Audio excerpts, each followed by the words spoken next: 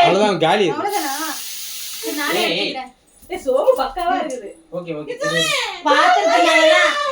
பனி பிரதேச நாய் மாதிரி இருக்கே.